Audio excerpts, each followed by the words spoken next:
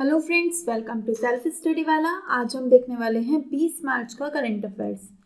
ठीक है। ये करंट अफेयर्स जो है यूपी बीसीएस के लिए स्पेसिफिकली डिज़ाइन किया गया है और आपको ये वनडे एग्जाम में भी इक्वली काम आने वाला है। ठीक है। तो जो भी यूपी के एग्जाम्स होते हैं, यूपी बीसीएस हो सकता है, यूपी लोअर बीसीएस या यूपी आरओ एआरओ और अदर जो भी वनडे एग्जाम्स हैं जैसे एसएससी वगैरह, उसमें सब में ये आपके काम आने वाला है। पीडीएफ हिंदी और इंग्लिश दोनों में अवेलेबल है और इस पीडीएफ को आप हमारे टेलीग्राम चैनल पर जाकर डाउनलोड कर सकते हैं और टेलीग्राम चैनल का लिंक आपको कहाँ मिलेगा? नीचे कमेंट बॉक्स में। ठीक है। तो सबसे पहले इसको सुनने से पहले आप पीडीएफ डाउनलोड कर लीजिए ताकि आपको ये ज़्यादा अच्छे से समझ आए और जो भी आपको लगता है कि आपके काम की चीज़ें आप उन्हें हाईलाइट कर पाएँ। तो चलिए शुरू करते हैं आज का हमारा पहला टॉपिक। पहला है वर्ल्ड स्पैरो डे, है ना, विश्व गौरैया दिवस। ठीक, कब मनाया जाता है? आज ही के दिन मनाया जाता है, मीन्स 20 मार्च को। ठीक है। तो आपको ध्यान रखना है। आप जानते हैं, अगर आपने पहले कभी पेपर दिया है या फिर आपने प्रीवियस ईयर क्वेश्चंस देखे हैं तो आपको अवश्य ही पता होगा कि जो ये डेज होते हैं यहाँ से क्वेश्चन आता है।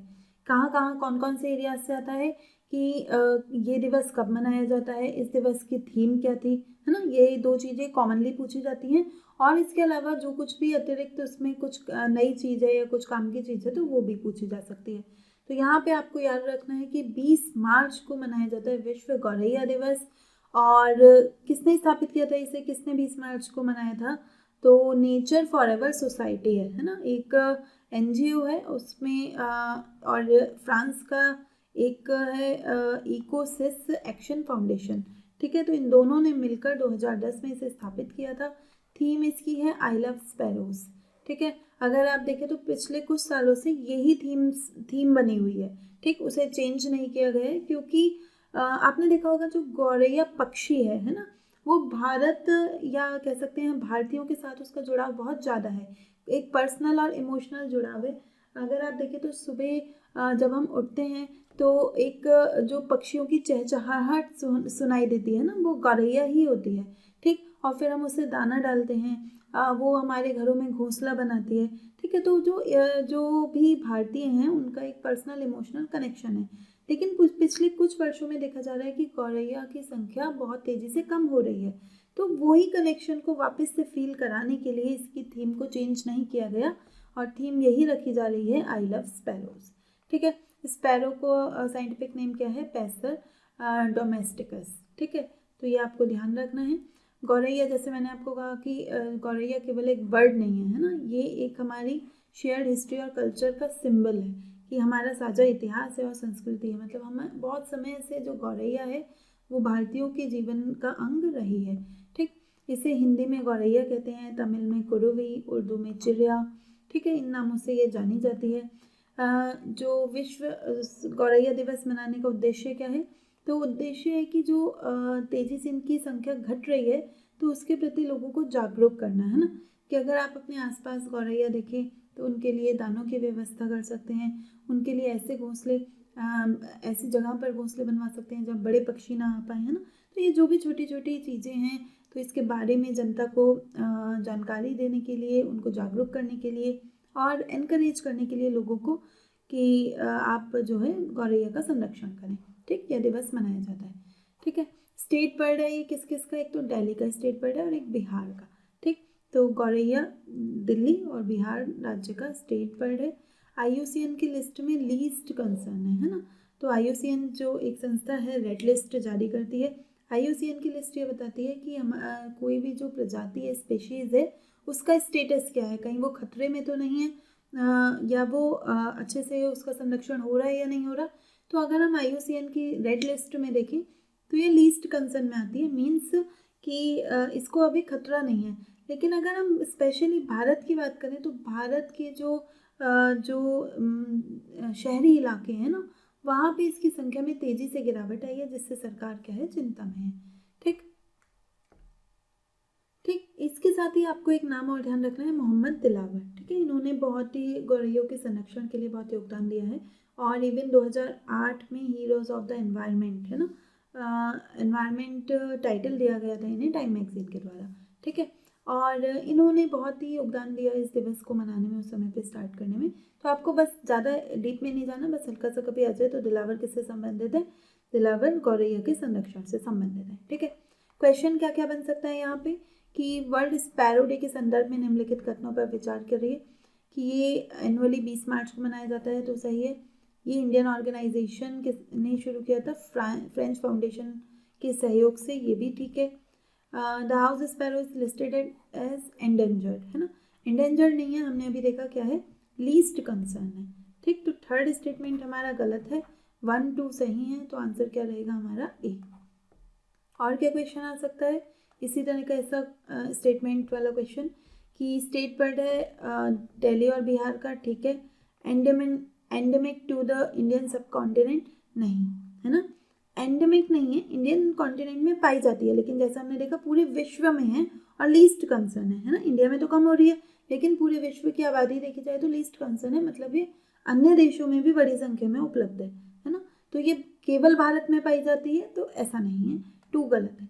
ठीक है, इट्स पॉपुलेशन शोज अ डिक्लाइनिंग ट्रेंड, कि इसकी जो संख्या है, जनसंख्या, उसमें गिरावट देखी जा रही है, तो ये सही है, तो दूसरा ऑप्शन गलत है, पहला ठीक है, तीसरा ठीक है, आंसर बनेगा बी। ठीक, नेक्स्ट एक एक्सरसाइज हमें ध्यान रखनी है, एक अभ्यास हुआ है युद्धाभ्यास अमोघ ज्वाला। ठीक है, किसका युद्धाभ्यास है, जो हमारी भारतीय सेना है, इंडियन आर्मी, उसकी सदर्न कमांड। ठीक है, कहाँ पे है ये सदर्न कमांड, पुणे में है। इसका एक युद्धाभ्यास है, इसमें क्या करेंगे ये कि टेक्नोलॉजी को अपने साथ लेकर, है ना, टेक्नोलॉजी के साथ कैसे जो आने वाले खतरे हैं मॉडर्न वॉरफेयर, उनसे डील किया जा सकता है ना, ये तो इस बात के लिए अभ्यास कर रहे हैं। हमारे लिए काम की क्यों है, क्योंकि यूपी में हुई है। ठीक है, उत्तर प्रदेश के बबीना में। ठीक, बबीना फील्ड फायरिंग रेंज है, कहाँ पे, झांसी के पास आता है। ठीक है, और झांसी एक नोड है, आपने जो एक डिफेंस कॉरिडोर देखे हैं तो उसमें एक डिफेंस कॉरिडोर यूपी से होके जाता है और झांसी उसका एक नोड है। ठीक है, तो ध्यान रखिएगा ये। ठीक, तो वहाँ पे ये आयोजित हुई है, इसलिए ये हमारे एग्जाम में आने के बहुत चांसेस हैं। कब से कब तक, 6 मार्च से लेके 18 मार्च तक, लगभग 13 दिन के लिए आयोजित हुई। सदर्न कमांड पुणे ने आयोजित कराई, ये मैंने आपको बता ही दिया। क्या विशेषताएं थी इस युद्धाभ्यास की कि इसमें जो नए ऑपरेशनल कॉन्सेप्ट्स है ना, जैसे मैंने आपको बताया कि पहले के जो वॉरफेयर थे वो अलग तरह से, मतलब पहले के जो युद्ध थे अलग तरह से लड़े जाते थे, है ना।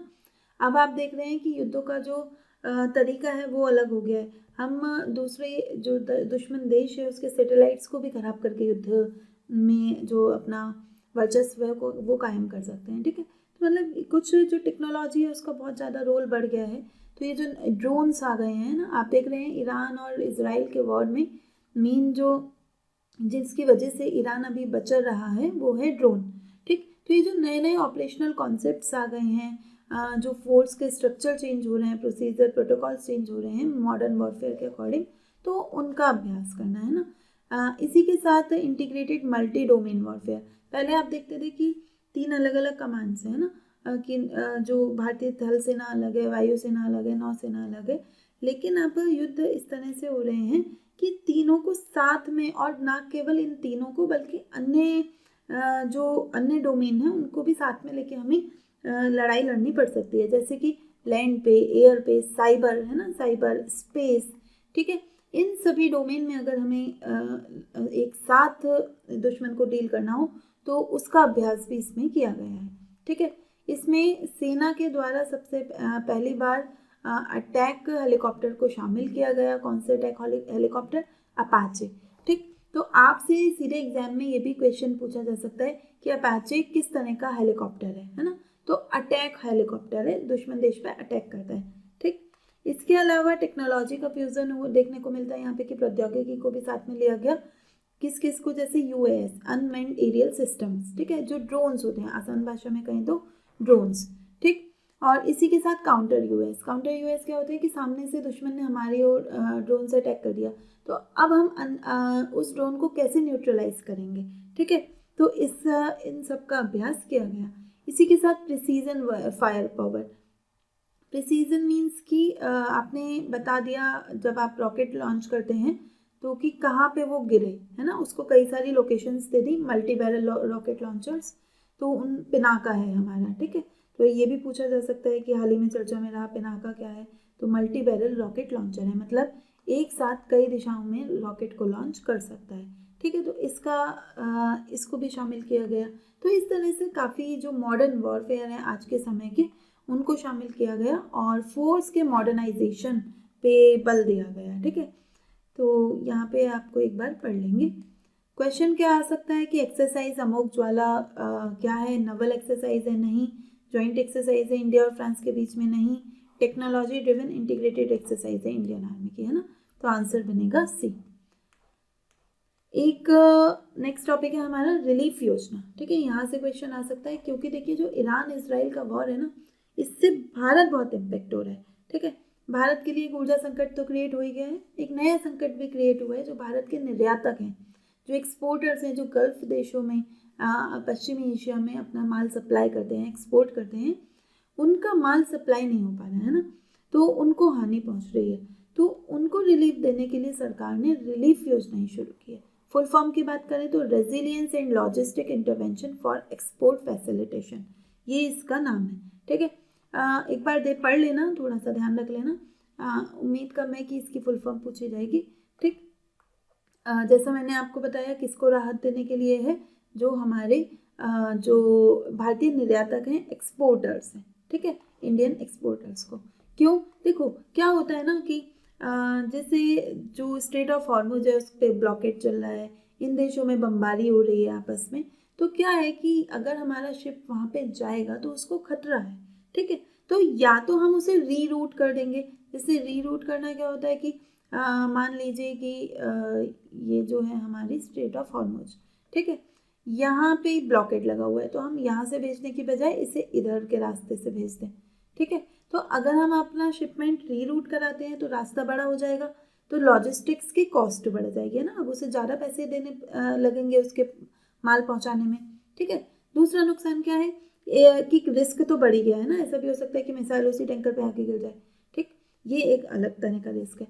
दूसरा, जब रिस्क बढ़ गया है तो ऐसा भी तो जो इंश्योरेंस कंपनियां हैं उन्होंने अपना जो बीमा की लागत है उसको बढ़ा दिया है। ठीक है, बीमा के प्राइस को, इंश्योरेंस प्राइस को बढ़ा दिया है कि अब आपको ज़्यादा प्रीमियम देना पड़ेगा। ठीक है, अगर आपको इस एरिया में काम करना है, और ऐसा होता ही है ना, अगर बीमा कंपनियों के लिए रिस्क ज़्यादा है तो वो आपसे ज़्यादा प्रीमियम लेती हैं, कम रिस्क है तो कम प्रीमियम। तो कुल मिला के जो और समय पे वो उस माल को पहुंचा नहीं पा रहे हैं ना, तो कुल मिला के जो हमारे एक्सपोर्टर्स हैं ये प्रभावित हो रहे हैं। तो हमारे जो एक मंत्रालय है, वाणिज्य मंत्रालय, ठीक है, उसने ये स्कीम लॉन्च की है। इसमें क्या होगा, एक एजेंसी है हमारी ECGC, export credit guarantee corporation of India, पहले इसका नाम था, अभी कॉरपोरेशन लिमिटेड कर दिया गया। ठीक है, इसने एक्सपोर्ट प्रमोशन मिशन के तहत 497 करोड़ रुपए की ये रिलीफ योजना शुरू की है।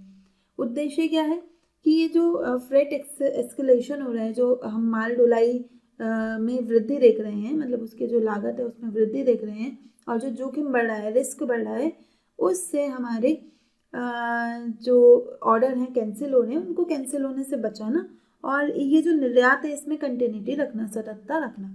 तो इसके ना 3 कंपोनेंट्स हैं इस स्कीम के। ठीक है, पहला वो कंपोनेंट है ये जो ECGC कंपनी है, तो कुछ ऐसे एक्सपोर्टर्स होंगे जिन्होंने इसका इंश्योरेंस ले रखा है। ठीक है, और वो अपना शिपमेंट 14 फरवरी से 15 मार्च के बीच में उनका शिपमेंट जाना था। ठीक है, तो ऐसे जितने भी एक्सपोर्टर्स हैं उनको उनके रिस्क का 100% रिस्क कवरेज दिया जाएगा। ठीक है, 100% रिस्क कवरेज मतलब कि अगर कुछ भी होता है तो जितना नुकसान होगा उसकी भरपाई सरकार करेगी। ठीक है, फिर आता है कंपोनेंट 2 कि ऐसे एक्सपोर्टर्स होंगे जो ECGC के तहत इंश्योर्ड तो हैं, लेकिन उनका जो शिपमेंट है वो अभी नहीं जाना है ना, 15 मार्च तो जैसे अभी निकली है, लेकिन अभी नहीं जाना उनका, अगले महीने मतलब 1-2 महीने तक जाना है, मतलब 16 मार्च से लेके 15 जून तक की डेट है उनके शिपमेंट के पहुंचाने की, वहाँ का ऑर्डर उन्होंने लिया, तो उनको 95% रिस्क कवरेज दिया जाएगा। ठीक, फिर आते हैं MSME एक्सपोर्टर। MSME एक्सपोर्टर ऐसे हैं जो छोटे एक्सपोर्टर्स हैं जो ECGC से बीमा नहीं खरीदते। अब उनका क्या करें, उनको तो बल्कि ज़्यादा नुकसान होगा, है ना, छोटे छोटे एक्सपोर्टर्स हैं, उनको प्रभाव ज़्यादा होगा उसका। तो उसके लिए सरकार ने कहा भाई जितना तुम्हारी लागत बढ़ गई है उसका 50% हम तुम्हें रीइम्बर्स कर देंगे। ठीक है, मतलब 50% हम तुम्हें दे देंगे वापस सरकार की ओर से, लेकिन इस पे एक कैप लगा रखी है कि 50 लाख पर एक्सपोर्टर। ठीक, इससे ज़्यादा एक एक्सपोर्टर को नहीं मिलेगा। ठीक है, अब एक और बात भी ध्यान रखने की है, ऐसा नहीं है कि ये आपको हर किसी भी देश में अगर आप माल भेज रहे हैं तो मिलेगा, है ना, कोई किसी भी देश के एक्सपोर्टर को नहीं। जो ये अफेक्टेड रीजन है वेस्ट एशिया वाले, है ना, जैसे UAE, Saudi Arabia, Kuwait, Qatar, Oman, है ना, Bahrain, Iraq, Iran, Israel, Yemen, ये वाले जो देश हैं इनमें अगर आपका शिपमेंट जा रहा है तो तभी आपको ये राहत दी जाएगी, अदरवाइज नहीं। ठीक है, तो ये आपको थोड़ा सा ध्यान रखना है। इसके लिए एक इंटरमिनिस्ट्रियल ग्रुप भी बनाया गया है। ठीक, और इसमें जो इंटरमिनिस्ट्रियल ग्रुप है, मतलब मिनिस्टर्स का ग्रुप है, वो ये देखेगा कि जो रोजाना ये स्कीम किस तरह से लागू हो रही है ना, कि कार्गो का मूवमेंट कैसे चल रहा है, रिस्क बढ़ रहा है या घट रहा है, मतलब जो भी स्थिति है इस समय की एकदम लाइव स्थिति, उस पर नजर रखेगा। ठीक, क्वेश्चन क्या आ सकता है कि रिलीफ योजना के संबंध में निम्न कथनों पर विचार करो कि it was launched to mitigate export disruption, है ना, तो एक्सपोर्ट डिस्ट्रप्शन को कम करने के लिए चलाई गई है, सही है। रिजर्व बैंक की योजना है, नहीं। मिनिस्ट्री ऑफ कॉमर्स, है ना, वाणिज्य मंत्रालय की योजना है। ये रिस्क कवरेज प्रोवाइड कराएगी, सही, तो आंसर बनेगा सी 1 एंड 3। और क्या पूछा जा सकता है, रिलीफ योजना को किस स्कीम के अंदर फंड किया गया है, तो एक्सपोर्ट प्रमोशन स्कीम, बी। ठीक है, और क्या आएगा कि इनमें से कौन कौन से देश जो हैं रिलीफ योजना के तहत कवर्ड हैं, तो यूएई कवर्ड है, वेस्ट एशिया का है, सऊदी अरब भी है, ईरान भी है, ऑस्ट्रेलिया नहीं है ना, तो आंसर है 1, 2, 3। ठीक, आंसर विल बी ए।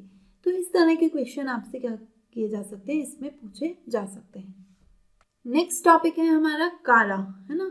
कारा जो है क्या है, सेंट्रल एडॉप्शन रिसोर्स अथॉरिटी, मतलब देश में जितने भी एडॉप्शंस होते हैं, जब बच्चों को गोद लिया जाता है, उनको जो पूरे देश में जो प्रक्रिया है उसको जो लीड करता है उस पूरे सिस्टम को, वो एजेंसी है सेंटर स्तर पे कारा। ठीक है, तो उसने कुछ गाइडलाइंस इशू किए हैं, डायरेक्टिव्स इशू किए हैं, ताकि ये जो अडॉप्शन का प्रोसीजर है इसको थोड़ा सा स्ट्रीमलाइन किया जा सके। ठीक है, तो 3 डायरेक्टिव इसने इशू करे हैं, किसे, जो स्टेट की एडॉप्शन एजेंसीज है ना, क्योंकि ये सेंटर की है, सबसे बड़ी है, तो इसके अंदर जो आती है स्टेट वाली, उनके लिए इसने दिशा निर्देश जारी करे हैं। क्या क्या दिशा निर्देश है इन्हें समझ लेते हैं, क्वेश्चन आ सकता है। ठीक, कि पहला तो है mandatory due diligence for legally free status, कि कोई बच्चा लीगली फ्री है अडॉप्शन के लिए। ठीक है, तो उसके लिए इन्हें पूरी जांच करनी पड़ेगी। कैसे कि जैसे कि कोई बच्चे होते हैं कि ऑर्फन है, अनाथ हैं या अबेंडेंट, कि माता पिता ने उन्हें छोड़ दिए हैं। ठीक है, तो ऐसे बच्चों को फिर दूसरे लोग अडॉप्ट करेंगे, तो क्या वो लीगली फ्री हैं अडॉप्शन के लिए, तो आप बिना रिगरस इंक्वायरी के उन्हें अडॉप्शन के लिए नहीं देंगे। मीन्स कि आप पहले पता करिए कि उसके माता पिता जीवित हैं या नहीं है, अगर नहीं जीवित हैं तो क्या कोई अन्य गार्जियन है। ठीक है, तो पहले इंक्वायरी होनी चाहिए, तो अगर उसका कोई फैमिली का ही कोई गार्जियन है तो उसको ही बच्चा दिया जाए, ना कि उसे अडॉप्शन प्रोसेस में डाला जाए। ठीक है, फिर आता है आप जो भी बच्चा है, चाहे वो उसे माता पिता ने छोड़ दिया है, अबेंडेंड है, तो उसके बायोलॉजिकल पेरेंट्स को, उसकी फैमिली को ढूंढने का प्रयास करो, है ना, ताकि हम उसे परिवार से मिला सके। देखिए, परिवार जो है बच्चे को सबसे ज़्यादा कंफर्ट दे सकता है। ठीक है, तो पहले हमारी ये कोशिश होनी चाहिए कारा के अनुसार कि हमें बच्चे को उसके घर वालों से मिलवाना है। अगर उसके माता पिता जीवित है तो उनसे मिलवाने का प्रयास करो, नहीं तो उसकी जो फैमिली है उनसे। तो आपको पहले इंक्वायरी करनी है, उनकी जो फैमिली और माता पिता है उसको ट्रेस करना है और रीस्टोर करने का प्रयास करना है कि वहीं पे ही बच्चा फैमिली में ही पुनर्स्थापित हो जाए। ठीक है, फिर अगर मानो कि बच्चा सरेंडर्ड है और या माता पिता ने परित्याग कर दिया है बच्चे का, बच्चे को नहीं अपनाना चाहते, तो फिर भी हम उन्हें 2 महीने की रिकन्सिडरेशन विंडो देंगे कि हो सकता है कि कई बार कुछ परिस्थितियाँ ऐसी हैं कि बच्चे का परित्याग कर दिया, लेकिन फिर कुछ समय बाद उन्हें अपनी भूल का एहसास होता है, तो पहले 2 महीने उन्हें विचार कर लेने दिया जाए। अगर इस 2 महीने में वो चाहते हैं कि नहीं, उन्हें अडॉप्ट, मतलब उनका माइंड चेंज हो जाता है, तो फिर हम बच्चा उन्हें वापस दे देंगे। अगर नहीं होता है तो फिर उसे अडॉप्शन प्रोसेस में डाला जाए, है ना, कि फिर उसे लीगली फ्री डिक्लेयर किया जाए कि हाँ अब ये बच्चा लीगली फ्री है, इसके माता पिता नहीं है, अब कोई इसे अडॉप्ट कर सकता है। ठीक, तो ये प्रक्रिया है। गोल क्या है कि भाई जो अडॉप्शन है उसको एज अ लास्ट रिजॉर्ट ही यूज़ किया जाए, कि पहले हम उसको फैमिली से मिलाने के प्रयास कर लें, जब सारे प्रयास फेल हो जाएं तो ही बच्चे को अडॉप्शन में दिया जाए। ठीक। दूसरा है कि डिजिटल और फिजिकल रिकॉर्ड मेंटेन किया जाए। देखो क्या होता है, जब बच्चा बड़ा होता है और उसे पता चलता है कि मेरे जो माता पिता हैं वो मेरे रियल के पेरेंट्स नहीं हैं, बल्कि मेरे माता पिता कोई अन्य हैं, तो वो उसके मन में जो एक इच्छा होती है अपने रूट्स को तलाशने की, है ना, वो जानना चाहता है कि मेरे रियल पेरेंट्स कौन है, मैं किन का बच्चा हूँ। ठीक। तो कई बार वो जाते हैं वापस से कि पता करने कारा के पास, स्टेट एजेंसीज के पास, तो इन एजेंसीज के पास ना रिकॉर्ड्स नहीं होते। ठीक है। और हमें बच्चे का बायोलॉजिकल ऑरिजिन नहीं पता चल पाता। तो अब इससे निपटने के लिए कारा ने स्पष्ट निर्देश दे दिए हैं कि जो भी स्पेशलाइज्ड अडॉप्शन एजेंसीज हैं जहाँ पे बच्चे अडॉप्ट किए जाते हैं, या चाइल्ड केयर इंस्टीट्यूशंस हैं जहाँ से बच्चे मतलब लोग बच्चों को अडॉप्ट करते हैं, जहाँ जिन जगहों से, तो उन्हें उनके ठीक से रिकॉर्ड मेंटेन करने पड़ेंगे, भले ही वो नॉन ऑपरेशनल क्यों ना हो। भले ही ऐसा हो सकता है कि 2 साल पहले काम कर रही थी, अब नहीं काम कर रही, तो ऐसा नहीं है आप उसके जो रिकॉर्ड्स हैं उनको ख़राब कर देंगे। उनके प्रॉपर रिकॉर्ड फिजिकल फॉर्म में भी होने चाहिए, डिजिटल फॉर्म में भी होने चाहिए। ठीक है। तीसरा उसने एक जो निर्देश दिया है कि भाई जो भी बच्चे अडॉप्शन के लिए फ्री हैं, लीगली फ्री हैं, उनके फोटोग्राफ्स, उनके वीडियो, जो भी ऐसी चीज़ें, उन्हें भाई सोशल मीडिया पे शेयर नहीं करो। इससे उनकी जो प्राइवेसी है, आइडेंटिटी है, वो प्रभावित होती है। ठीक है। तो ये निर्देश दिए हैं। और ये जो फोटो वीडियो वाली बात है, ये जो हमारा जुवेनाइल जस्टिस एक्ट है उसका सेक्शन 74 भी मना करता है। ठीक। तो यहाँ से क्वेश्चन बन सकता था, ये तो न्यूज़ थी, और कहाँ से क्वेश्चन बन सकता है, कारा से, है ना। कारा एक इम्पॉर्टेंट संस्था है, तो वहाँ से भी आपको क्वेश्चन देखने को मिल सकता है। पहला तो यही कि कौन से मंत्रालय के अंतर्गत आती है, तो ministry of women and child development, है ना, जो महिला और बाल विकास मंत्रालय है, ये उसके अधीन आती है। एक स्टेच्यूटरी बॉडी है ना, मतलब एक किसी अधिनियम से बनी है। ठीक। कौन सा अधिनियम है जो इसे बैक करता है, पहले अधिनियम से नहीं बनी थी, मतलब पहले स्टेच्यूटरी बॉडी नहीं थी, लेकिन बाद में जब जुवेनाइल जस्टिस एक्ट आता है 2015 का, तो उस एक्ट के द्वारा कारा को एक स्टेच्यूटरी स्टेटस, वैधानिक जो स्टेटस है वो प्रोवाइड कराया जाता है। ठीक है। पूरे देश में जो भी अडॉप्शन होते हैं, या भारत के बाहर कोई भी अडॉप्शन, मतलब भारत से बच्चे विदेशों में अगर जाते हैं, तो इंटर कंट्री अडॉप्शन के मामले में जो नोडल एजेंसी है, नोडल बॉडी है हमारी, वो कौन है, कारा ही है। ठीक है। दूसरा है कि एक हमने हेग कन्वेंशन पे साइन कर रखे हैं। ठीक है। 1993 की हेग कन्वेंशन है, वो जो इंटर कंट्री अडॉप्शन होते हैं ना उसको फैसिलिटेट करती है। तो वहाँ पे कारा जो है उसकी सेंट्रल अथॉरिटी है ना, भारत को रिप्रेजेंट करती है वहाँ पे। ठीक है। कारा का एक प्लेटफॉर्म है, डिजिटल प्लेटफॉर्म, उसका नाम है कैरिंग्स। ठीक है। ध्यान रखना, child adoption resource information and guidance system, मतलब अगर किसी को भी बच्चा अडॉप्ट करना है, तो जो डिजिटल जो एक प्लेटफॉर्म है जिस पे लोग रजिस्टर कर सकते हैं, देख सकते हैं कितने बच्चे फ्री हैं, अवेलेबल हैं अडॉप्शन के लिए, तो वो सारी जानकारी जहाँ पे मिलती है, वो प्लेटफॉर्म का नाम है कैरिंग्स। ठीक। यहाँ पे एक और बात आपको ध्यान रखनी है, एक 2022 में एक जुवेनाइल जस्टिस जो एक्ट है उसके आधार पे रूल्स आए थे। ठीक है। उसके अंडर तो पहले जो जुवेनाइल जस्टिस एक्ट कहता था, वो कहता था कि जो अडॉप्शन होगा वो कोर्ट के ऑर्डर से होगा। ठीक है। जो न्यायाधीश हैं उनकी निगरानी में होगा। लेकिन आप जैसा कि जानते हैं कि भारत में तो कितने सारे न्यायिक केसेस ही पेंडिंग हैं। ऐसे में अगर हम उन्हें एक और काम दे देते हैं अडॉप्शन का, तो फिर तो अडॉप्शन की प्रक्रिया भी ठीक से नहीं हो पाएगी और जुडिशरी पे भी लोड पड़ेगा। ठीक। तो सरकार ने 2022 में रूल्स जारी किए और कहा कि भाई कोर्ट्स को रहने दो, ये जो अडॉप्शन की जिम्मेदारी है ना, हम ये डीएम को दे देते हैं, डिस्ट्रिक्ट मजिस्ट्रेट को। ठीक है। तो अब से क्या है, जो डीएम होते हैं वो अडॉप्शन का ऑर्डर इशू करते हैं। ठीक है। इसके साथ ही एक मिशन वात्सल्य आपने मे भी नाम सुना होगा। ठीक। तो बच्चों को जो प्रोटेक्शन, अडॉप्शन, ये सारी चीज़ें एक जिस मिशन के तहत चलती हैं, है ना, वो कौन सा है, मिशन वात्सल्य। ठीक। कहा जब चर्चा में आएगा तो मैं इसे बहुत डिटेल में समझाऊंगी आपको क्या है मिशन वात्सल्य। ठीक है। एक यहाँ पे एक और बात भी आपको ध्यान रखने की है, अगर पति पत्नी दोनों हैं, है ना, एक कपल है, और मैरिड कपल है और वो किसी बच्चे को गोद लेना चाहते हैं तो वो लड़का या लड़की किसी को भी गोद ले सकते हैं। लेकिन अगर सिंगल पेरेंट है, मतलब एक सिंगल फीमेल है या फिर एक सिंगल मेल है, तो जो सिंगल फीमेल है वो तो किसी भी जेंडर के बच्चे को अडॉप्ट कर सकती है ना, मतलब वो लड़के को भी अडॉप्ट कर सकती है, लड़की को भी।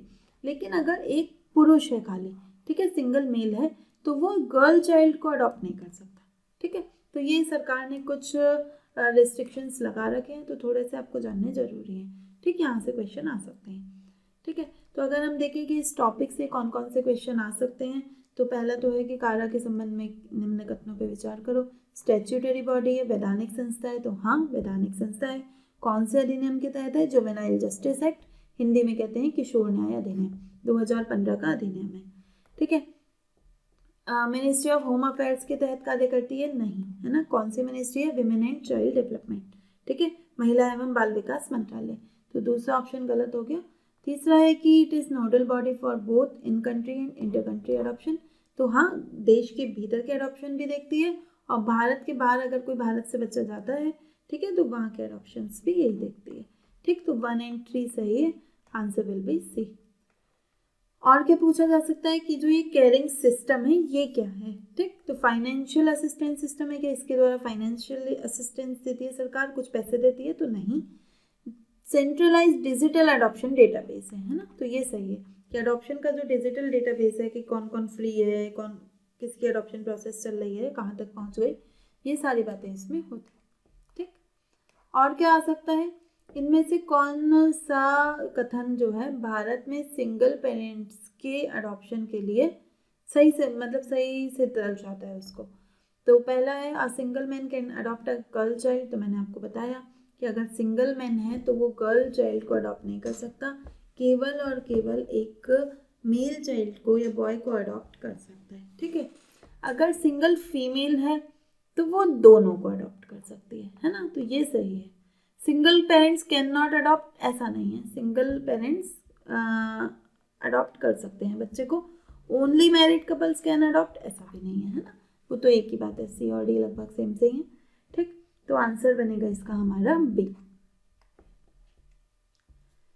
नेक्स्ट टॉपिक है हमारा आज का ट्राइब्स आर्ट फेस्ट 2026, ठीक है। ट्राइब्स मतलब नाम से स्पष्ट हो रहा है कि ट्राइबल्स माने जनजातियों से संबंधित है कुछ, है ना।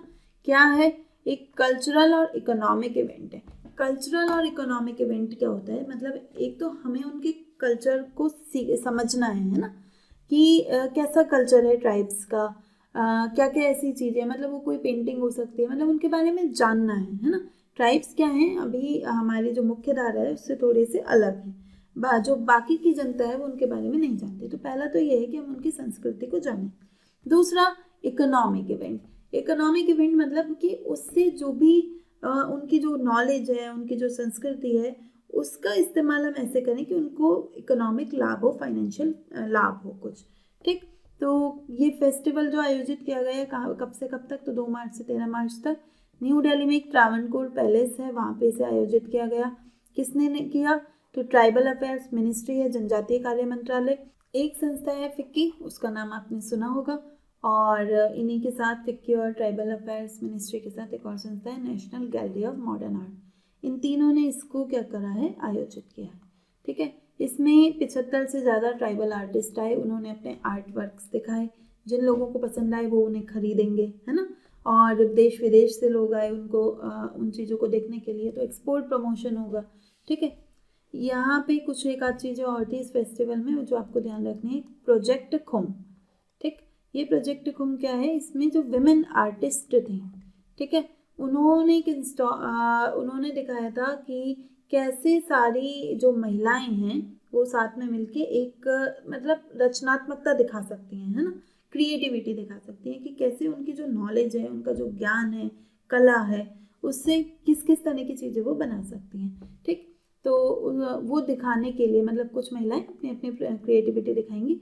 तो प्रोजेक्ट खुम था। खुम का मीनिंग क्या होता है? फ्लावर होता है। कॉकबोरोक लैंग्वेज में, कॉकबोरोक त्रिपुरा में बोली जाती है, उसका मीनिंग फ्लावर। जैसे फ्लावर में आपने देखा है ना कि पत्तियां अलग अलग तरह से जब लगी होती हैं तो क्रिएटिविटी शो हो रही होती है, ठीक है। तो इसी तरह से कुछ क्रिएटिविटी ये महिलाएं दिखाएंगी। ठीक, और इसमें मतलब मेन ये कहा गया है, जो इसका उद्देश्य है कि देखो जो महिलाएं होती हैं ना वो कल्चर को आगे बढ़ा रही होती हैं। आप ऐसे देखोगे अपनी फैमिली में भी, ठीक है, जो त्योहारों को लेकर महिलाओं में जितना क्रेज होता है ना, वो उतना पुरुषों में नहीं होता। ठीक है, आप अपनी मदर को देख सकते हैं, अपनी सिस्टर को देख सकते हैं, अपनी बेटी को देख सकते हैं, तो जब भी कोई ऐसा फेस्टिवल आता है, होली है, दिवाली है, बहुत एक्साइटेड हो जाती हैं, तरह तरह के पकवान बनाएंगी, पूजा करेंगी विधिवत तरीके से। लेकिन सेम यही चीज़ पुरुषों में उतनी नहीं देखी जाती। ठीक, तो ये कहा गया है कि ऐसी जो जनजातीय कला है, ठीक है, उसकी कस्टोडियन भी कौन है? महिलाएं ही हैं। ठीक है, तो महिलाएं उस रचनात्मकता को उन्होंने प्रस्तुत करके दिखाया वहाँ पे अलग अलग तरीके से।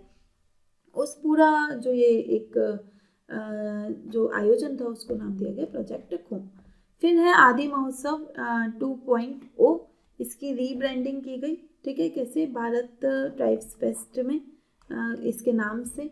ठीक, अब इन्होंने कहा देखो आदि महोत्सव पहले जो होता था ना, आदि माने आदिवासी। ठीक है, आदि महोत्सव कभी भी आए किससे संबंधित है? तो आदिवासियों से। ठीक है, तो पहले तो था कि बस उनके कल्चर को प्रमोट करना है, लेकिन अब जैसे मैंने आपको बताया कि कल्चर प्लस इकोनॉमी। ठीक है, अब हम ये जो रूट्स हैं, जो कल्चरल रूट्स हैं उनकी, उससे कैसे वो लोग रेवेन्यू जनरेट कर सकते हैं, राजस्व कमा सकते हैं, पैसे कमा सकते हैं, है ना। तो इसको आदि महोत्सव 2.0 के नाम से रीब्रांड किया गया। ठीक है, फिर आता है इकोनॉमिक आउटकम। ये हमारे पढ़ने का नहीं है, मतलब एग्जाम में सीधा सीधा नहीं पूछा जाएगा, ये तो बस आपके समझने के लिए है ना, कि बहुत सारे लोगों ने अपनी जो भी वो उत्पाद बना के लाए थे उनको बेचा, और लगभग 1.25 करोड़ रुपए के 12 दिन में इतने रुपए के उत्पाद बेचे गए। ठीक है, और कुछ आर्टिस्ट ऐसे थे जिन्होंने 7-7 लाख रुपए तक कमाए। ठीक है, कौन कौन सी? अब यहाँ देखिए, ये है मेजर पार्ट, ये मोस्ट इम्पॉर्टेंट पार्ट है इसका। ठीक, जहाँ से ये क्वेश्चन आएगा आपके एग्जाम में, आपसे ना एक सूची वाले क्वेश्चन आते हैं। ठीक है, 4 चीज़ें यहाँ पे दे देंगे, 4 चीज़ें यहाँ पे दे देंगे, लिस्ट है ना, और कहेंगे कि ये कला है और ये क्या है? राज्य है। कौन सी कला कौन से राज्य में है? तो मिलान करो। आते हैं ना ऐसे, वो 4 लिस्ट दी होती हैं, मतलब 4 पॉइंट दिए होते हैं 2 लिस्ट में। ठीक, तो जैसे है इसमें वहाँ पे कौन कौन सी कलाएं जो प्रस्तुत, ये पीआईबी का डेटा। ठीक है, पीआईबी ने बताया हुआ है कि कौन कौन सी कलाएं वहाँ पे दिखाई गई, तो बहुत चांसेस हैं आ सकती हैं। ठीक है, एक तो वर्ली कला। ठीक है, महाराष्ट्र में वर्ली कला में क्या होता है, जो ज्योमेट्रिक शेप्स होती हैं ना, उनसे एक पेंटिंग बनाई जाती है। जैसे ये देखिए, ऐसे मैंने जो लाइन्स हैं और सर्कल को ड्रॉ करके एक व्यक्ति की वो बना दी। ठीक है, तो इस तरह से ज्यामितीय शेप्स का यूज़ करके, ज्यामितीय आकृतियों का यूज़ करके वर्ली पेंटिंग बनाते हैं। ठीक है, फिर आते हैं गोंड। गोंड में क्या है कि ये डॉट्स को जोड़ के ये पेंटिंग बनाते हैं और लोक कथाओं को दिखाते हैं। मतलब अगर उन्हें कुछ भी बनाना होगा ना, तो वो डॉट्स को जोड़ के बना रहे होंगे। ठीक है, फिर आते हैं भील, एमपी, राजस्थान और गुजरात के। ठीक है, इनकी भी पॉइंट वाली ही टेक्निक है कि बहुत सारे बिंदुओं को जोड़ के एक छवि बनाते हैं। ठीक, फिर आती है कौन सी जनजाति? सोहराई और खोवर। ठीक, ये किस लिए प्रसिद्ध है? वॉल आर्ट, मतलब दीवारों पे पेंटिंग्स बनाते हैं। ठीक, फिर है डोकरा। डोकरा कहाँ पे है? वेस्ट बंगाल में है, छत्तीसगढ़ में है, उड़ीसा में है।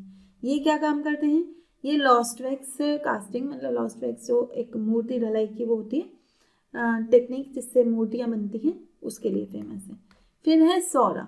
सौरा इम्पॉर्टेंट है, पहले भी पूछी गई है। सौरा उड़ीसा की जनजाति है।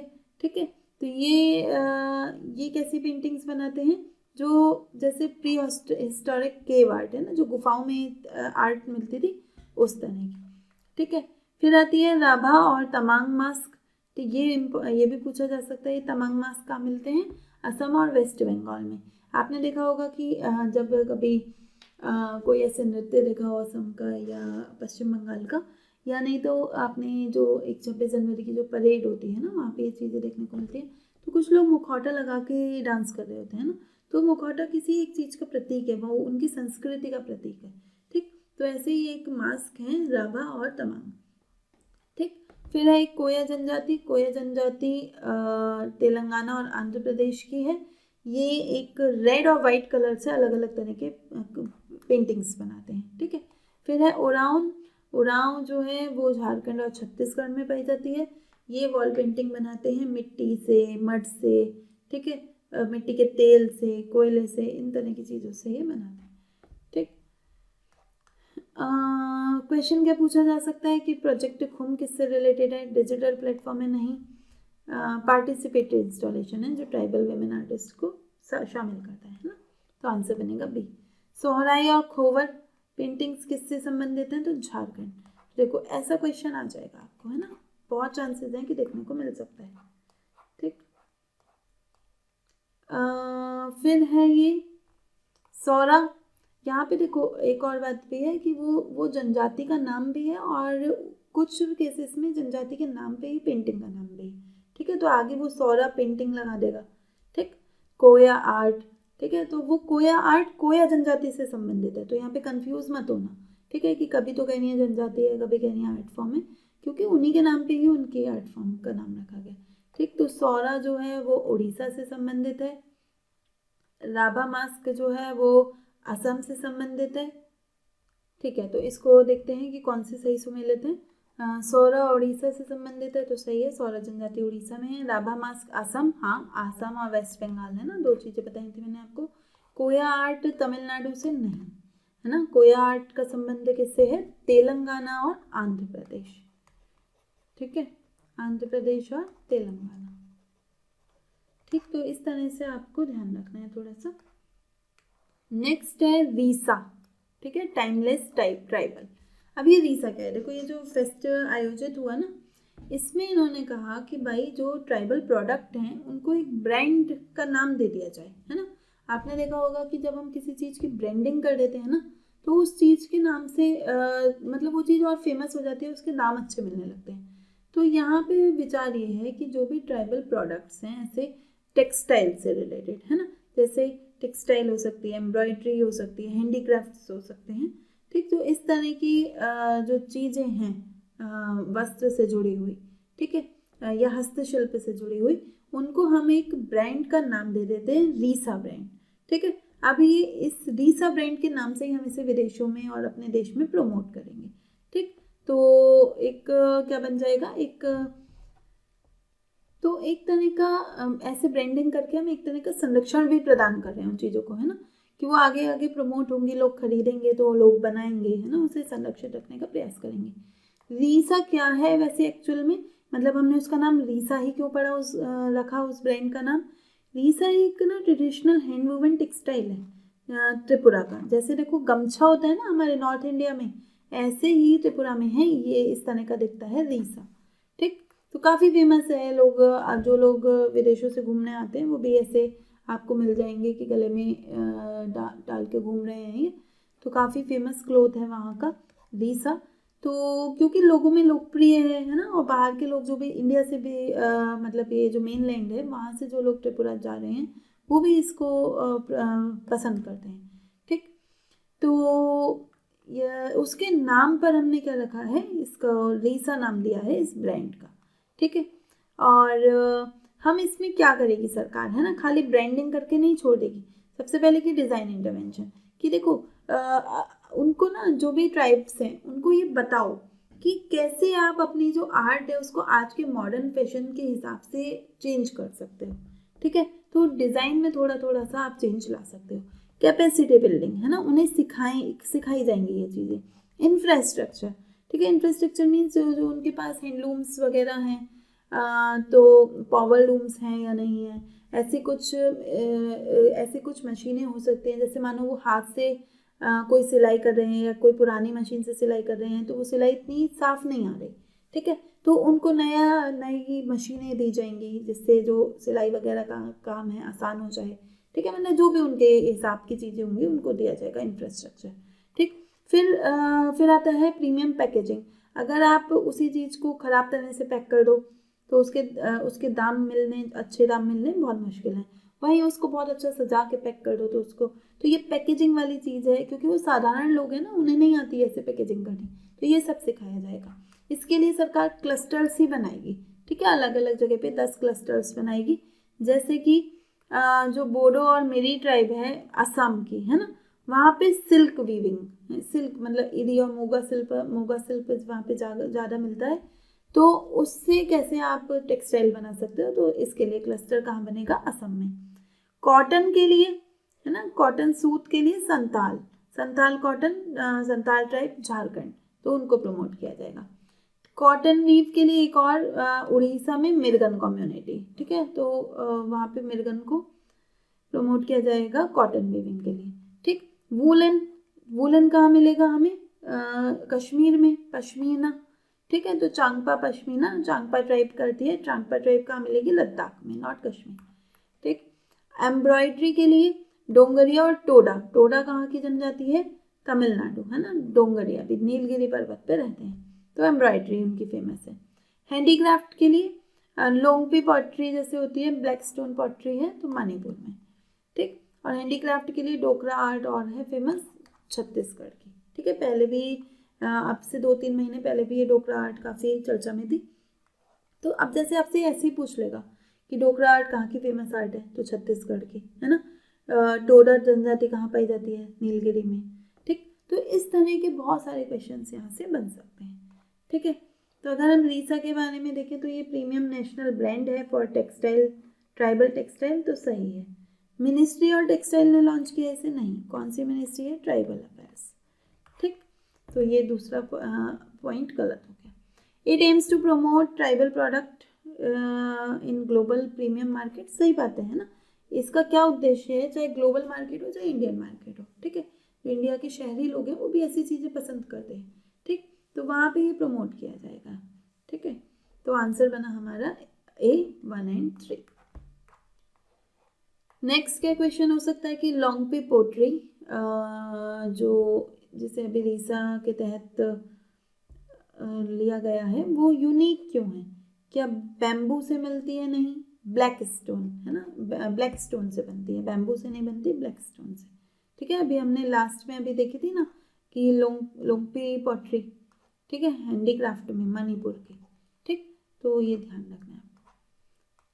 और क्या क्वेश्चन, तो बहुत सारे क्वेश्चन बन सकते हैं ना, मैंने इसमें 2 ही बनाए हैं। नेक्स्ट टॉपिक पे चलते हैं, एक और एक्सरसाइज हमारी, एक्सरसाइज सी ड्रैगन। ठीक, सी ड्रैगन 2026, इसे मुझे उसके साथ ही रखना चाहिए था। ठीक है, कभी कभी चीज़ें ठीक से अरेंज नहीं हो पाती। तो एक्सरसाइज सी ड्रैगन क्या है ना, आपको जैसा कि आप जानते हैं युद्धाभ्यास से एग्जाम में क्वेश्चन आते हैं, इवन IAS में भी क्वेश्चन आते हैं। ठीक है, तो युद्धाभ्यास बहुत इंपॉर्टेंट है किसी भी वनडे एग्जाम्स के लिए, UPPCS के लिए भी। ठीक, तो क्या है ये है एक एंटी सबमरीन वॉरफेयर। ठीक है, किसके द्वारा कराया जा रहा है ये एक्सरसाइज, यूनाइटेड स्टेट की, मतलब अमेरिका की नेवी की एक्सरसाइज है। और एंटी सबमरीन वॉरफेयर मतलब कि जो सबमरीन्स होती हैं, पनडुब्बियाँ होती हैं, है ना, तो पनडुब्बियों को लेकर कभी अगर ऐसे लड़ाई होती है, युद्ध होता है, तो हम उनसे कैसे डील करेंगे। ठीक है, तो इस बात का अभ्यास किया जा रहा है। तो US की एक्सरसाइज है, तो US में ही होगी। ठीक, कहाँ पे हो रही है, एंडरसन एयरफोर्स जो है गुआम में, वहाँ पे ये एक्सरसाइज हो रही है। मल्टीनेशनल एक्सरसाइज है, बहुत सारे देश इसमें शामिल हैं। कौन कौन है, आगे में भी इसमें नाम लिखा हुआ है। जैसे जो एक मालाबार एक्सरसाइज है ना, उसके जो देश हैं, जैसे भारत शामिल है, जापान शामिल है, ऑस्ट्रेलिया शामिल है, न्यूजीलैंड शामिल है। ठीक है, तो ये सारे देश इसमें शामिल हैं। ठीक, एक तरह की कॉम्पिटिटिव एक्सरसाइज है कि कॉम्पिटिशन कि हमें ना, मतलब ऐसा कुछ है कि सबमरीन, मतलब इसमें इन्होंने ऐसा एक कॉम्पिटिशन रखा है पर्टिकुलर इस साल की एक्सरसाइज में कि सबमरीन है, पानी के नीचे है पनडुब्बी, तो मान लीजिए वो दुश्मन की पनडुब्बी है, तो आपको उसे ट्रेस करना है, ट्रैक करना है, पता लगाना है किस स्थान पे है। पता लगा पाएंगे क्योंकि जल के भीतर कि पहले तो समुद्र है ही कितना बड़ा, उसके भीतर किस कोने में पड़ी हुई होगी वो पनडुब्बी, हमें क्या पता। ठीक है, तो उसका पता लगाना सटीकता से, पहले पता लगा पाएंगे तभी तो उस पर निशाना लगाएंगे, है ना, उसको न्यूट्रलाइज कर पाएंगे। ठीक है, तो उसके लिए इन्होंने एक कंपटीशन सा करा रखा है कि अलग अलग देशों की जो टुकड़ियां भाग ले रही हैं, वो सब इसमें डिटेक्ट करने का ट्राई करेंगे, ट्रैक करने का कि कहाँ पे है वो सबमरीन, और जो पहले कर पाएगा वो जीता। ठीक, उसे मिलेगी ड्रैगन बेल्ट। ठीक है, तो इस तरह का कोई कॉन्सेप्ट है, काम का नहीं है, बस न्यूज़ में था तो देखो कई बार ना कुछ चीज़ें इसलिए भी ले जाती हैं कि आपको लगेगा कि मैम ने तो ये हमें बताया ही नहीं ड्रैगन बेल्ट वाला, भले ही वो काम का नहीं है ना। तो लेकिन आपने अगर कहीं और पढ़ा है, PIB में पढ़ा है या कहीं भी XYZ आपने पढ़ा होगा, तो आपको लगेगा कि अरे हमारे नोट्स तो इनकम्प्लीट है। ठीक, तो ऐसा नहीं होता। कई बार कुछ चीज़ें काम की नहीं होती, इसलिए छोड़ दी जाती हैं। ठीक, तो यहाँ पे मैंने इसे ले लिया है, लेकिन ये डेफिनेटली पूछा जाना मुश्किल है ना। मैंने शायद इस पर क्वेश्चन भी बनाया है कि अगर पूछा गया तो किस तरह से पूछा जा सकता है, लेकिन काफ़ी मुश्किल है। ठीक है, कौन कौन से देश भाग लेते हैं मैंने आपको पहले ही बता दिया। इंडिया है, US है, ऑस्ट्रेलिया है, जापान, न्यूजीलैंड, साउथ कोरिया, ये सारे देश इसमें भाग ले रहे हैं। किस तरह का क्वेश्चन आ सकता है, मल्टी स्टेटमेंट आया तो कि ये जो एक्सरसाइज है US नेवी के द्वारा आयोजित की जाती है, संचालित की जाती है। ठीक है, ये एंटी सबमरीन वॉरफेयर है, ये भी ठीक है। It is conducted under the aegis of NATO, है ना। NATO नहीं है यहाँ पे, ध्यान रखिएगा। NATO होता तो NATO एक मिलिट्री और मतलब एक सुरक्षा संगठन है, डिफेंस ऑर्गेनाइजेशन है, तो फिर भारत उसमें पार्ट नहीं लेता, है ना। भारत किसी भी इस तरह के जो भी डिफेंस पैक्ट होते हैं उनसे दूरी बना के रखता है। ठीक है, हमारी जो एक गुट निरपेक्षता की नीति थी, ठीक है, अभी भी कहीं ना कहीं हम उसे ही फॉलो कर रहे हैं। तो अगर NATO होता तो ये इसमें भारत इसमें शामिल नहीं होता। भारत है इसका मतलब कि NATO नहीं होगा, तो मैंने बताया भी नहीं आपको। तो 3 क्या है, गलत है। तो आंसर क्या बनेगा आपका, 1 and 2, answer will be A। Next क्या है कि ड्रैगन बेल्ट, मैंने कहा ना कि ड्रैगन बेल्ट में मैंने क्वेश्चन बनाया है, तो किस लिए दी जाएगी ड्रैगन बेल्ट, जिसकी सबसे अच्छी स्ट्रेटेजी होगी, नहीं, जिसके यहाँ से सबसे ज़्यादा देश, highest number of participating countries, ये कुछ वो नहीं बना है ना, कंट्रीज नहीं, हम ऐसा कह सकते हैं कि जो सेना के लोग हैं ना वो पार्टिसिपेट कर रहे हैं, तो ये भी आंसर गलत ही है। Excellence in submarine detection and tracking, है ना, जिसकी ट्रैकिंग और डिटेक्शन कैपेबिलिटी अच्छी है उसको दी जाएगी ड्रैगन बेल्ट। ठीक, नेक्स्ट टॉपिक है हमारा इंडियन ओशन शिप सागर इनिशिएटिव। ठीक है, IOS सागर इनिशिएटिव, ये क्या है, इंडियन नेवी का एक आउटरीच प्रोग्राम है। आउटरीच प्रोग्राम क्या होता है कि हमें दूसरे देशों के साथ कनेक्टिविटी बढ़ानी है ना, संबंध मजबूत करने हैं। ठीक है, उनको आउटरीच करना है। ठीक, देखते हैं कि क्या क्या है, विज़न कौन सा है। तो विज़न है हमारा सागर, देखो 2 विज़न चल रहे हैं इस समय हमारे, सागर और महासागर। ठीक, security and growth for all in the region, किस रीजन की बात हो रही है, इंडियन ओशन रीजन, हिंद महासागर की। ठीक है, तो भारत कहता है कि भारत चाहता है, भारत का विजन क्या है कि इस रीजन की सिक्योरिटी हो, सुरक्षा बनी रहे और ग्रोथ हो, और केवल एक व्यक्ति की नहीं, सभी सारे देशों की। ठीक, तो ये चाहता है कि पूरे IOR इंडियन ओशन रीजन की सिक्योरिटी रहे और ग्रोथ होती रहे। तो ये जो भारत का चाहना है, ये जो विजन है, इसे हम क्या कहते हैं, सागर विजन।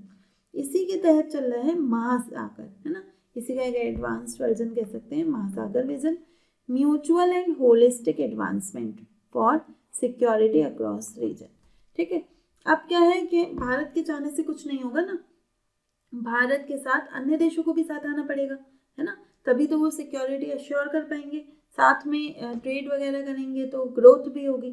ठीक, तो अकेले भारत के चाहने से नहीं होगा, म्यूचुअल एंड होलिस्टिक एडवांसमेंट। ठीक है, कि सभी को साथ मिलके आगे आना होगा और एडवांसमेंट करना होगा, प्रगति करनी होगी, तब जाके हम ये जो सिक्योरिटी है इसको एश्योर कर सकते हैं। ठीक है, तो ये विजन है भारत सरकार के 2, इन विजन्स को साकार करने के लिए, है ना। विजन क्या है, देखो विजन क्या है, एक आइडिया ही तो है, वो कुछ प्रैक्टिकल चीज़ तो है नहीं कि जिससे हमें आंखों से दिख रही हो, ऐसा तो कुछ है नहीं।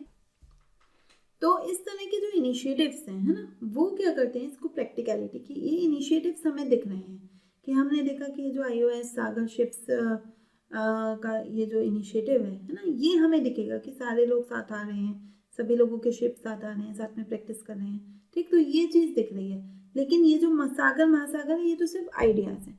ठीक, तो ऐसे इनिशिएटिव इसका प्रैक्टिकल मैनिफेस्टेशन है। ठीक है, फिर आता है ऑब्जेक्टिव, क्या है ऑब्जेक्टिव, इंडिविजुअल सर्वेलेंस से कलेक्टिव सिक्योरिटी आर्किटेक्चर पे जाना है। इससे पहले क्या होता था कि भारत सिर्फ खुद ही सर्वेलेंस करेगा सब देशों का, बोले नहीं, सब साथ में मिलकर आके कलेक्टिव सिक्योरिटी आर्किटेक्चर बिल्ड करना है ना, कि ये सबको साथ में मिलकर आके सिक्योरिटी करनी है। ठीक, इसी के साथ भारत की position as a preferred security partner और फर्स्ट रिस्पॉन्डर की मजबूत होती है। मतलब इसका क्या मतलब है कि जो भारत है, अगर IOR के देशों को, इंडियन ओशन रीजन के देशों को कोई समस्या आती है, ठीक है, तो भारत उनका प्रेफर्ड सिक्योरिटी पार्टनर होगा, भारत सबसे पहले मदद करने जाएगा। ठीक है, फर्स्ट रिस्पॉन्डर होगा, आपदा के समय या मुश्किल के समय में भारत पहला देश होगा जो आपकी मदद के लिए आएगा। ठीक है, तो इसमें क्या होगा कि जो बाकी के देश हैं, IOR रीजन के देश हैं, वो सारे उनके जो नेवल पर्सनल्स हैं, नौसैनिक कर्मी हैं, वो सब आएंगे, साथ में ट्रेनिंग करेंगे, साथ में रुकेंगे। ठीक है, तो इंडियन नेवल शिप में ये सब लोग आएंगे और ट्रेनिंग करेंगे। कौन से देश आ रहे हैं? 16 देश आ रहे हैं। ठीक, किस समूह के 16 देश हैं? इंडियन ओशन नेवल सिंपोजियम, जो इंडियन ओशन के देश हैं ना मेनली। तो ये मेनली कौन कौन है बड़े देश, यहाँ पे इनके नाम लिखे हुए हैं, आप देख लेना। ठीक, भारत में ही ऐसा क्यों हो रहा है, इंडियन ओशन के शिप पे ऐसा क्यों हो रहा है, या भारत इसे क्यों आयोजित कर रहा है?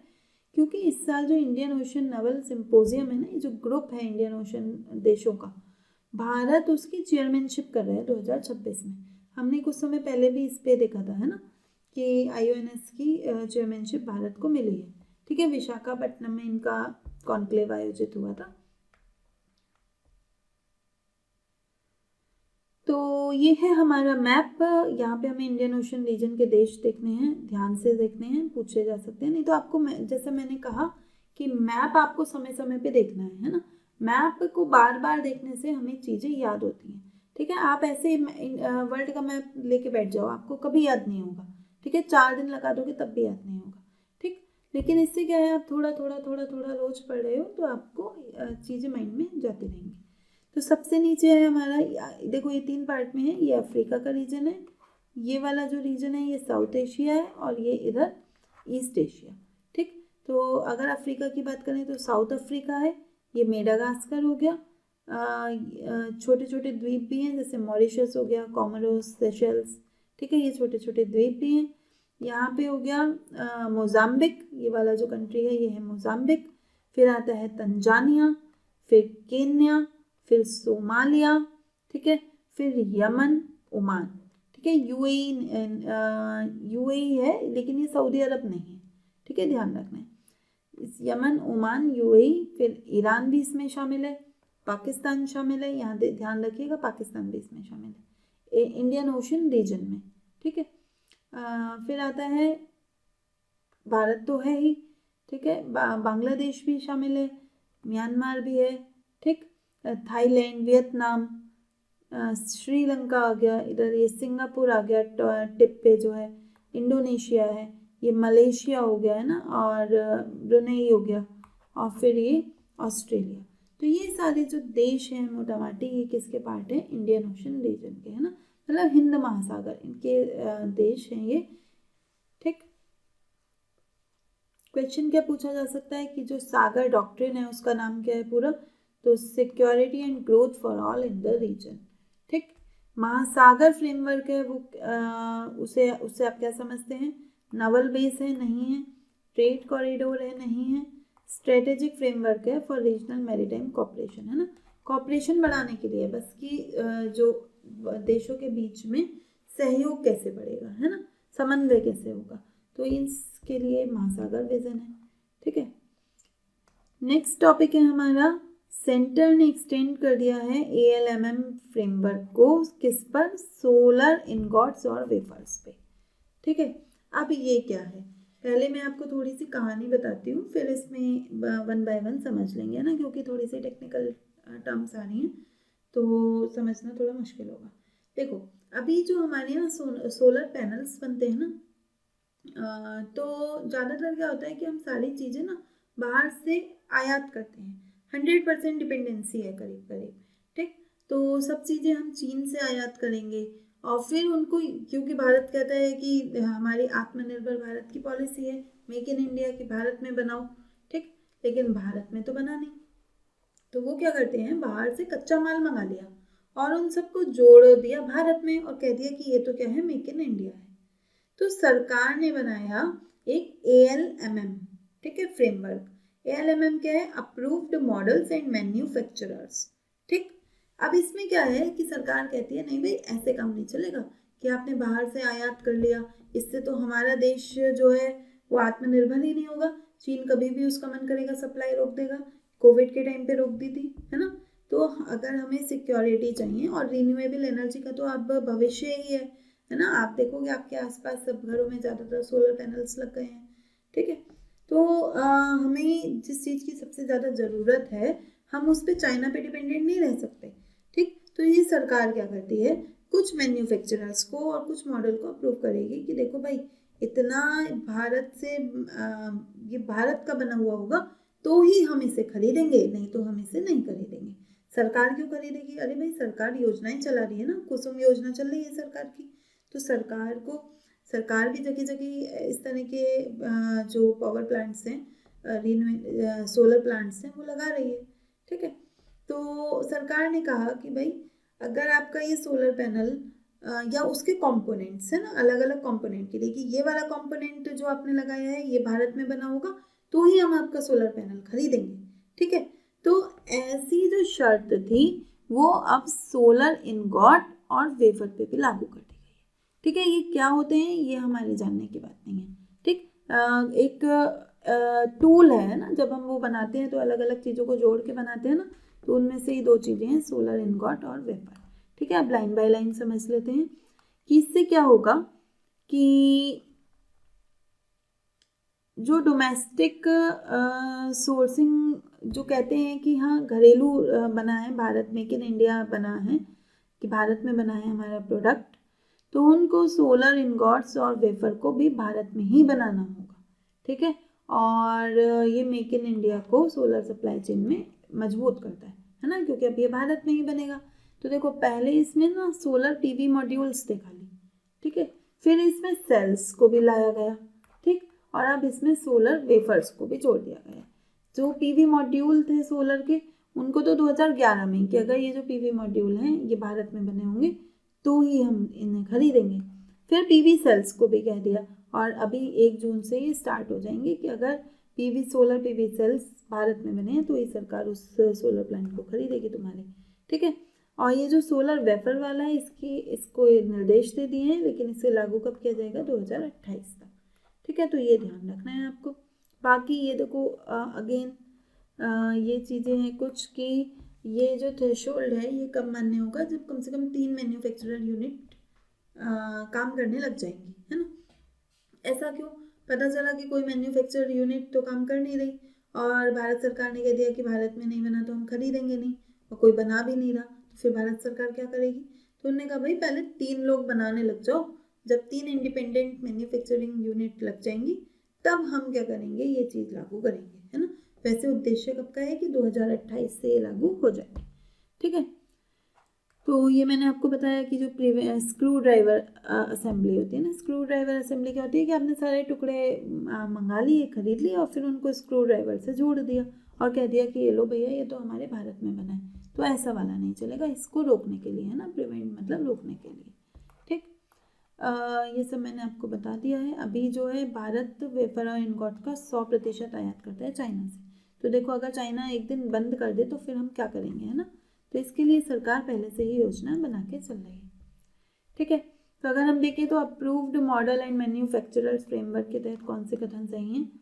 रिन्यूएबल एनर्जी का है, ठीक है, ये वर्टिकल इंटीग्रेट करता है डोमेस्टिक सोलर मैन्युफैक्चरिंग इकोसिस्टम को, तो सही है। मतलब इसमें इसका क्या मीनिंग है कि जो सोलर मैन्युफैक्चरिंग में जो भी कंपोनेंट चाहिए, है ना, तो उन्हें एक करके सबको तभी यूज़ करेंगे जब वो भारत में निर्मित होंगे, ठीक है। तो इस चीज़ को क्या कहते हैं? Vertically integrated domestic solar manufacturing ecosystem की डोमेस्टिक मतलब घर में मैन्युफैक्चरिंग होनी चाहिए, ठीक है। It currently mandate domestic sourcing only for solar modules, नहीं सोलर सेल्स के लिए भी है ना। तो सोलर सेल्स और सोलर मॉड्यूल्स के लिए है पहले से, और अब किस पे लागू की है? इनगॉट्स और वेफर्स पे, ठीक है। तो 3 गलत है हमारा, 1 2 सही है, तो आंसर होगा ए। नेक्स्ट टॉपिक है, एक सर्न है संस्था, ठीक है, देखेंगे क्या संस्था है। उसका एक प्रोजेक्ट चल रहा है, लार्ज हैड्रोन कोलाइडर प्रोजेक्ट। उसके तहत एक नया पार्टिकल खोजा है उन्होंने, ठीक है। पार्टिकल को पढ़ने से पहले पर समझ लेते हैं ये लार्ज हैड्रोन कोलाइडर क्या है। तो देखो, सर्न क्या है, ये यूरोप का ऑर्गेनाइजेशन है न्यूक्लियर रिसर्च का, ठीक है। तो सर्न की ये एक प्रोजेक्ट है, इसमें इन्होंने क्या करा है, 27 किलोमीटर लंबी ना सर्कुलर टनल बनाई है, ठीक है। यहाँ पे देख सकते हैं आप, ये टनल है, ठीक। एक टनल बना रखी है इन्होंने, सुरंग, ठीक। कितनी लंबी है, 27 किलोमीटर लंबी है और भूमि से 100 मीटर नीचे है ना। कहाँ पर है, फ्रांस और स्विट्जरलैंड बॉर्डर पे है, कुछ भाग फ्रांस में कुछ स्विट्जरलैंड में, इस तरह से, ठीक। मैकेनिज्म क्या है इसका, कि इसमें क्या कर रहे हैं ना, ये कुछ मैग्नेट्स लगा रखी है बहुत पावर की, और इतनी पावरफुल मैग्नेट्स के बीच में ये दो प्रोटॉन को टकरवाएंगे, है ना, उनकी टक्कर करवाएंगे, ठीक है। और सामने अपोजिट डायरेक्शन से दो प्रोटॉन आ रहे हैं बहुत तेज स्पीड से, और उनकी स्पीड कौन मेंटेन कर रहा है, ये जो इन्होंने इतने हैवी, इतने शक्तिशाली चुंबक लगा रखे हैं, है ना, तो वो उसकी स्पीड को निर्धारित कर रहे हैं। तो वो जब आपस में टकराएंगे तो इस वैज्ञानिकों का मानना है ये बिल्कुल टक्कर ऐसे ही होगी जैसे बिग बैंग हुआ था, है ना। हमने देखा है कि हमारा ब्रह्मांड किससे बना है, बिग बैंग थ्योरी के बाद बना है ना। उसकी जो थ्योरी है बिग बैंग कि एक बहुत बड़ा सा विस्फोट होता है, उसके बाद हमारे यूनिवर्स का निर्माण होता है। तो ये कह रहे हैं कि जब ये दो प्रोटॉन टकराएंगे ना, तो बिल्कुल वो ही कंडीशंस जन्म लेंगी जो बिग बैंग के समय थी, ठीक है। तो हम समझ पाएंगे कि क्या क्या हुआ होगा, है ना। तो इस तरह की इन्होंने ये प्रयोगशाला बनाई है, ठीक।